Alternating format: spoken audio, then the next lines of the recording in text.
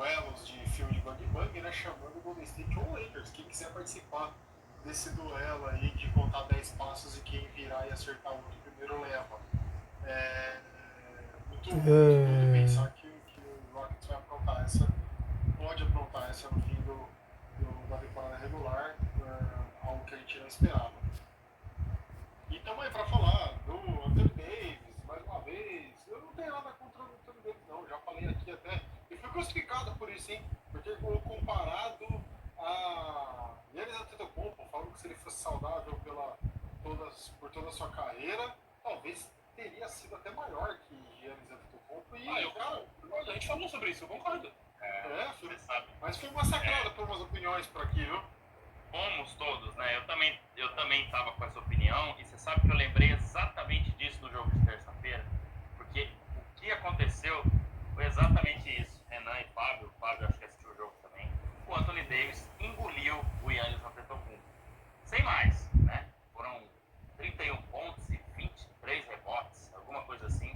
E o Giannis Antetokounmpo, claramente, no final do jogo, não tinha a mesma condição física, né, o mesmo, né, vamos dizer assim, a mesma energia que o Anthony Davis tinha no final do jogo. Então isso mostra como, né, o Anthony Davis está bem fisicamente esse ano. Daqui a pouquinho a gente vai ler o chat, já tem uma galera falando de Anthony Davis, de Rudy Gobert, que mais? Falando do Celtics também. Daqui a pouquinho eu vou passar pelo chat, mas já vamos começar então falando de Houston Rockets, né? O Houston Rockets que 10 vitórias seguidas, tá? Tem 37 vitórias e 35 derrotas no momento, né? São 10 vitórias seguidas. Ele está a um jogo de distância do Warriors. Na verdade, 2, né? Porque eles se enfrentam no dia 4 em Houston, na semana que vem. Mas mesmo que o Houston vença, né? Vamos dizer que esse jogo fosse amanhã, e o Houston vencer, os dois ficariam com 38 vitórias e 35 derrotas, empatadinho. Só que o Golden State tem o tiebreaker. Por quê? De dois jogos que já aconteceram esse ano, o Golden State venceu os 2. Esse seria o terceiro. Então o Golden State venceu a série, né, digamos assim, contra o Rockets. Então o Rockets está 2 jogos atrás do Golden State. Ele teria que vencer o Golden State nesse confronto direto e ficar ainda a mais um jogo à frente para poder pegar a 10ª colocação. Tá? Então 10 vitórias seguidas. Finalmente parece que as coisas têm se ajustado, né? O Ime Udoka vem mostrando aí o seu potencial, né? Pegou um time em evolução e finalmente agora, né, o time engrenou, né? Se a gente falasse há 10 jogos atrás, 27 vitórias e 35 derrotas, uma campanha ruim para o Houston Rockets. 37 vitórias e 35 derrotas, eu já me adianto a dizer que era mais ou menos o que a gente projetava lá no início da temporada para o Houston Rockets, com a chegada de Fred VanVleet, com a chegada de Dillon Brooks e mais, né, Jeff Green, enfim, e mais a molecada que tá lá. Renan e Fábio, podem decidir aí. Começa agora o Renan, tá? O Fábio começou falando boa noite. É isso mesmo? É o que a gente esperava pro Houston Rockets? Essas 10 vitórias seguidas é algo que tá, assim, um pouco acima da média do que a gente esperava, mas colocou o time na média que a gente esperava? Vamos pensar assim. O que dizer aí desse Houston Rockets que tá no melhor momento, né? O time mais quente da NBA no finalzinho de março, aqui quase no final da temporada regular. Analisando o começo de temporada para agora, acho que agora o Rockets atinge mais ou menos o que a gente esperava, com as adições e tudo mais. Mas analisando a temporada como um todo, né? Eu acho que a gente já não acreditava mais ao Rockets essa possibilidade de disputa de play-in e tudo mais. Então, acho que dá pra gente analisar das duas maneiras, né? O Rockets primeiro atinge aquilo que a gente esperava, mas tardiamente, né? E talvez aquilo que a gente já vem falando, alguns times que a gente esperava que estivessem mais no topo não atingiram a nossa expectativa e por isso estão ali brigando mais para baixo. E fizeram com que essa distância entre o time do Rockets, que seria um time super mediano, para os times que a gente achou que estivesse brigando lá em cima, essa distância hoje esteja muito próxima. Agora é isso, cara.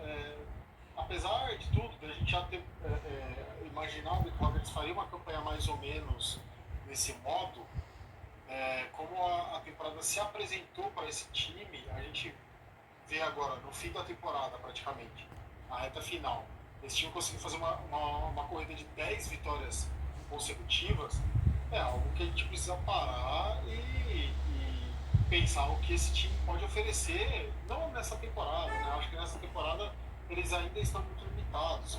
Claro que causa um frisson, porque vai começar a atrapalhar mais ou menos os planos que tinham ali no Golden State Warriors e talvez Los Angeles Lakers, mas eu acho que o futuro da temporada para eles não é tão distante assim após a disputa do play-in, né?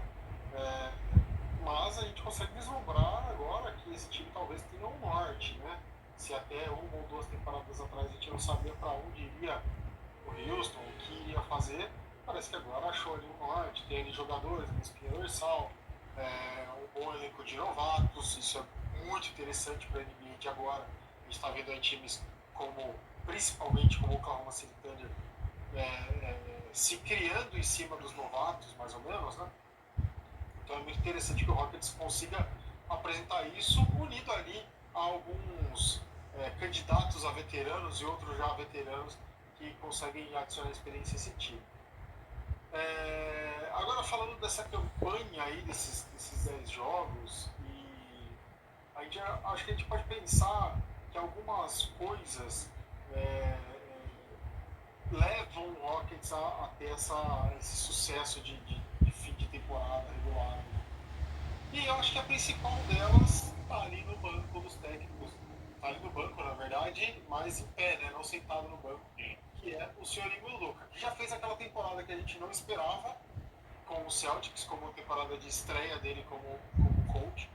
Saúde. E agora, pelo Rockets, está repetindo mais ou menos a mesma coisa. Claro que com um pouco mais de demora, porque o elenco do Rockets também requer um pouco mais de profundidade de estudo, de maturação e tudo mais, porque não é um elenco tão pronto, assim como era o elenco do Celtics.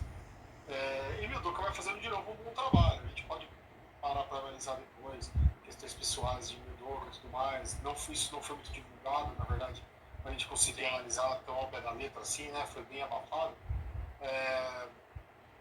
Mas o Udoka vai mostrando de novo que é um técnico muito interessante.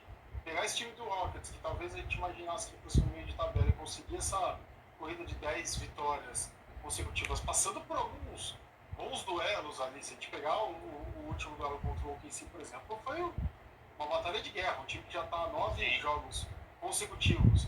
Né? Então, quer dizer, ele está cada vez mais perto da derrota. Né? Quanto mais tempo você prolonga essa sequência de vitórias, mais perto de uma derrota você está. Todo mundo fica de olho, né? Fala assim, ó, esse é o time a ser batido. Vai jogar contra o Houston Rockets. Se você fosse jogar contra o Houston Rockets há 10 jogos atrás, você ia fazer o seguinte. Você entra ali, óbvio, né? NBA, todos os times são bons, mas eu acho que a mentalidade sua para entrar no jogo é diferente se você for jogar contra o Houston Rockets hoje, né, com 10 vitórias seguidas.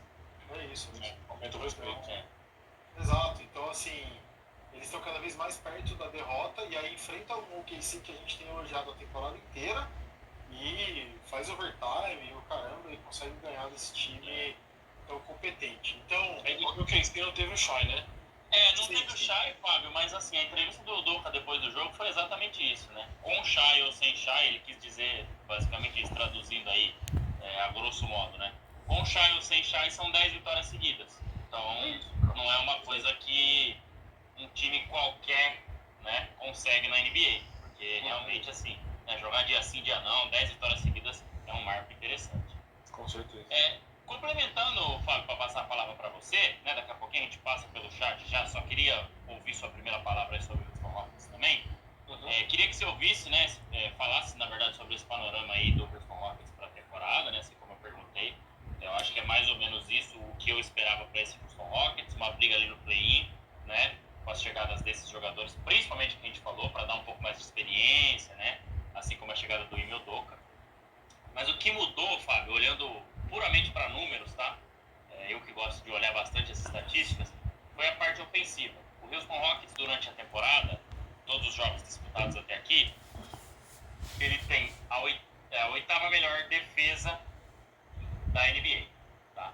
E o 20º melhor ataque. Se a gente pegar pegar do dia 6 de março até ontem, ele continua na mesma posição, ele subiu uma posição defensivamente, tem a 7ª melhor defesa, só que ele pulou do 20º melhor para o 2º melhor ataque. Então eu diria que os ajustes do Emil Doka e dos jogadores também, óbvio, foram mais focados na parte ofensiva, tá?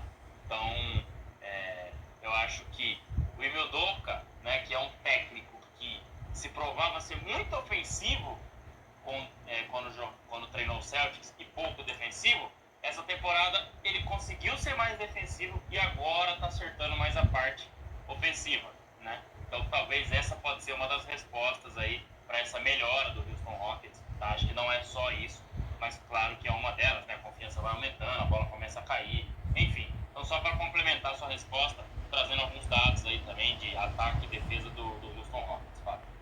Não, legal, é importante esses números com certeza para ilustrar o que